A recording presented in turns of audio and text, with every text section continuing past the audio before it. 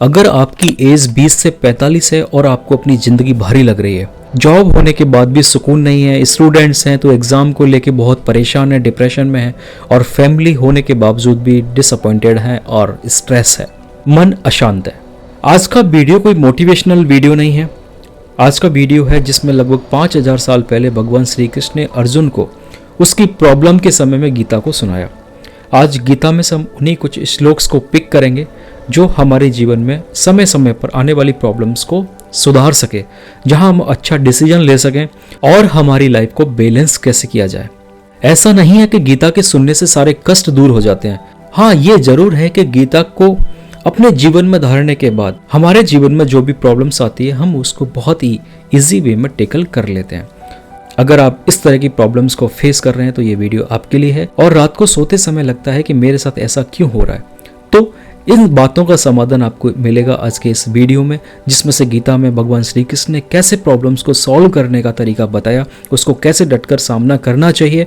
ऐसे कुछ 5 श्लोक पर हम बात करने जा रहे हैं जो हमारी प्रॉब्लम्स में हमें कैसे डट करके कैसे उनको सॉल्व करना चाहिए, कैसे उनका फेस करना चाहिए, उन सब के बारे में बात करेंगे। अगर हाँ आप ऐसी प्रॉब्लम्स फेस कर रहे हैं तो पूरी वीडियो को अंत तक जरूर देखें। हम बात करते हैं गीता का अध्याय 2 का श्लोक नंबर 47, जिसमें भगवान श्री कृष्ण ने अर्जुन को कहा कि कर्मण्यवाधिकारस्ते मा फलेषु कदाचन।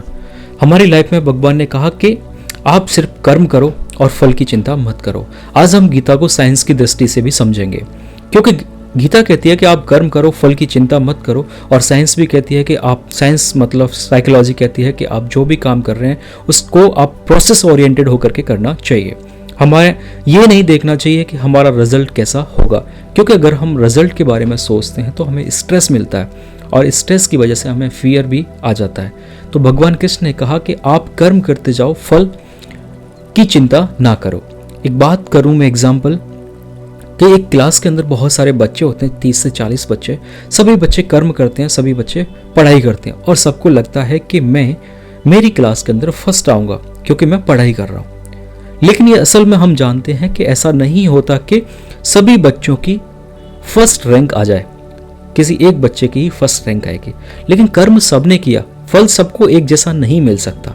फल, क्योंकि कर्म में कुछ ना कुछ अंतर रहता है, इसकी वजह से हमें फल एक जैसा नहीं मिलता। और भगवान कृष्ण ने कहा कि जो फल है वो कम्युनिटिव वे में मिलता है, क्योंकि इस दुनिया के अंदर बहुत सारे लोग एक जैसा काम कर रहे होते हैं। तो आपने कैसा काम किया और बाकी लोगों ने कैसा काम किया, उनके अकॉर्डिंग फाइनलाइज्ड वे में आपको एक रिजल्ट मिलता है। आप फल पर ध्यान ना दें, रिजल्ट पर ध्यान ना दें, सिर्फ और सिर्फ अपना कर्म जो है उस पर प्रोसेस ओरिएंटेड होकर के काम करते रहना चाहिए और उससे अपने आप को फियर ना करें कि मेरा रिजल्ट क्या होगा। जब फियर खत्म हो जाएगा रिजल्ट का, तो हम स्ट्रेस से भी दूर हो जाएंगे और हमें किसी प्रकार की एंजाइटी फेस या फील नहीं होगी। उसके बाद गीता का दूसरा श्लोक जो अध्याय 6 से 5वां श्लोक है कि उद्धरेत आत्मना आत्मनम।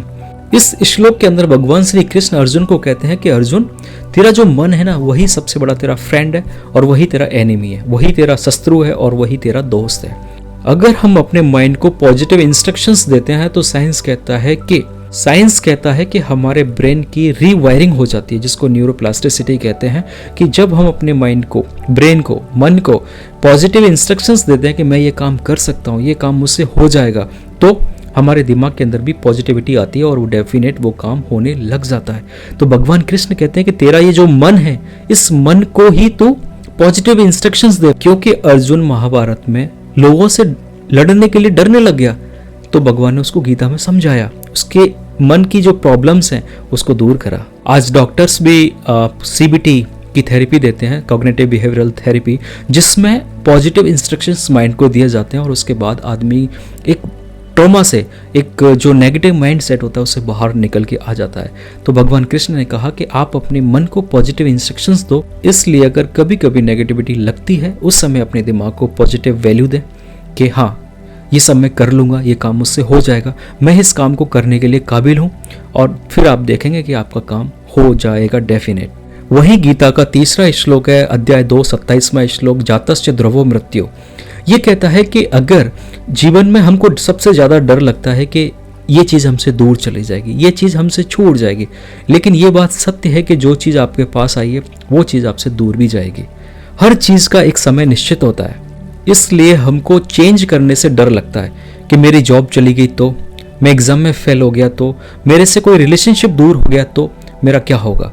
कृष्ण कहते हैं कि हर चीज़ का एक समय निश्चित होता है और उसके बाद अगर वो चीज़ चली जाती है तो उसके बाद आपको लगता है कि अब सब कुछ खत्म हो गया, अब जीने से क्या फ़ायदा। लेकिन नहीं, हर चीज़ का एक समय होता है और उस समय के बाद आपके जीवन में जब आपकी एक तरक्की, आपकी लाइफ में ग्रोथ होने वाली होती है, उस समय आपकी लाइफ में एक ब्रेकडाउन, बहुत बड़े लेवल का ब्रेकडाउन आता है और उसके बाद आप देखते हैं कि हमारी लाइफ में कितना बड़ा चेंज आ गया। ये गीता कहती है कि जो आपके रास्ते से चला गया वो बोझ था और अब जो आने वाला है वो आपका जीवन का असल रास्ता है, बोझ आपकी लाइफ से चला गया। उसके बाद बात करें चौथा श्लोक युक्ताहार विहारस्य, 6वां अध्याय का 17वां श्लोक है, जिसमें भगवान कृष्ण ने कहा कि अर्जुन, हमारी आज की जो लाइफ स्टाइल है ना वो बहुत बदल चुकी है। आज हम लेट नाइट सोते हैं, जंक फूड खाते हैं, बाहर का खाना खाते हैं और हमारी लाइफ स्टाइल हमने इतनी बेकार कर ली कि हम सोते भी नहीं है ढंग से। तो कृष्ण कहते हैं कि लाइफ का जो बैलेंस है, संतुलित लाइफ होना बहुत जरूरी है। हमारी लाइफ के अंदर रूटीन, हर चीज़ बैलेंस्ड होना बहुत ज़रूरी है। एक प्रॉपर नींद होगी तो आपका दिमाग स्ट्रेस फ्री रहेगा, रिलैक्स महसूस करोगे आप। अच्छा खाना खाओगे तो एक पॉजिटिव एनर्जी दिमाग के अंदर रहेगी। तो गीता कहती है कि आप समय के साथ अपने रूटीन को फॉलो करें और असंतुलित जीवन ना जिए। अगर आपका जीवन लाइफ स्टाइल संतुलित होगी तो आपकी लाइफ से स्ट्रेस, एंजाइटी, डिप्रेशन, किसी भी तरह की प्रॉब्लम्स नहीं होंगी। इसी के बाद 5वां श्लोक न जायते म्रियते, अध्याय 2 श्लोक नंबर 20। भगवान कृष्ण कहते हैं कि आदमी को डर होता है कि मेरे से ये काम खराब हो गया तो, ये काम मुझसे नहीं हुआ तो लोग क्या कहेंगे। इस डर की वजह से हम कोई भी काम जीवन में नहीं कर पाते कि मैं फेल हो गया तो क्या करूँगा, फेल हो गया तो लोग क्या कहेंगे। सबसे बड़ा प्रॉब्लम ये होता है। लेकिन ये बात सच है कि जब डर खत्म हो जाता है उसके बाद असल जीवन, असल लाइफ की स्टार्टिंग होती है। और आप देखते हैं कि और आपने देखा होगा कि जब जब आपको लगता है कि अब मैं कुछ नहीं कर पाऊंगा, लेकिन जब जब आपको लगता है कि अब डर गया मैं, और उस डर को आपने किसी भी तरह से ओवरकम किया, उससे बाहर निकले, तब आपने सोचा होगा, रियलाइज करो, सोचो कि हाँ, मैंने उस समय मेरी लाइफ में बहुत एक डर था लेकिन आज मैंने उसको ओवरकम कर लिया था। उसके बाद आज मैं देखो किस पोजीशन पे, किस रैंक पर, किस सिस्टम में, किस ओहदे पर पहुंच गया, मैंने क्या क्या अचीवमेंट नहीं कर लिया। तो ये इंपॉर्टेंट है कि उस डर को, फियर को ख़त्म करो कि लोग क्या कहेंगे, ये काम मुझसे नहीं होगा। अगर ये फियर हमारे जीवन से ख़त्म हो जाएगा तो हमारे लाइफ में हर मुकाम, हर सफलता मिलने लग जाएगी। क्योंकि कहते हैं ना कि डर के आगे जीत है। उस डर से दूर निकल जाओ तो आपकी जीत पक्की होगी।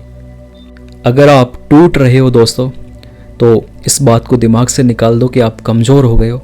आप कमज़ोर नहीं, सिर्फ थक गए हो।